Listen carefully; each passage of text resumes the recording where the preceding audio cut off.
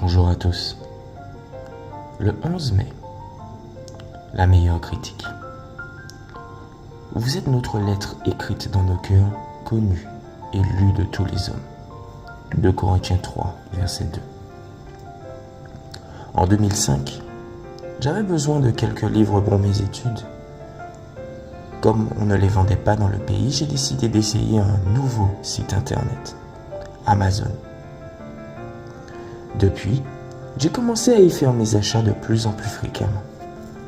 Aujourd'hui, grâce au service Prime, qui livre les colis en 1 ou 2 jours, la plupart de mes achats se font via Amazon. Parfois, Amazon me présente trop d'options pour le même produit et il devient difficile de décider. Mais avec le temps, j'ai appris que la meilleure option est de lire les avis des autres acheteurs pour avoir une meilleure idée de ce que j'achète et éviter les fausses descriptions que les vendeurs placent parfois.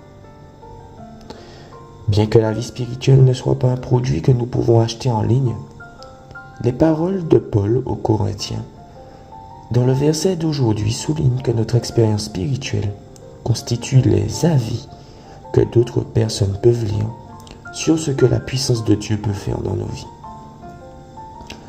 Lorsque Paul est arrivé à Corinthe, il n'y avait aucun croyant et grâce à son exemple et à sa patience, 2 Corinthiens 6, verset 3, sa pureté de vie, sa connaissance et sa tolérance, le verset 6, et son ouverture d'esprit, le verset 11, une église florissante s'est développée dans la ville et elle comprenait d'anciennes prostituées, idolâtres, adultères, efféminées, homosexuels, voleurs, avares, ivrognes et d'anciens blasphémateurs qui avaient été lavés et sanctifiés au nom du Seigneur Jésus-Christ par l'Esprit de notre Dieu.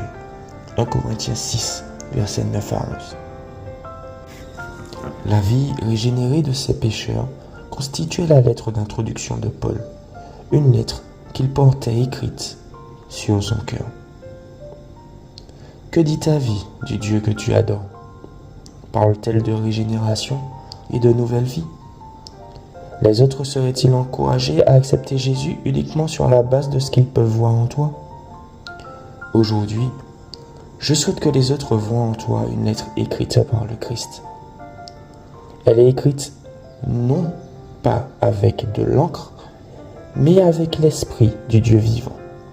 Elle est gravée non pas sur des tablettes de pierre, mais dans des cœurs humains. 2 Corinthiens 3, verset 3. Bonne journée à toi.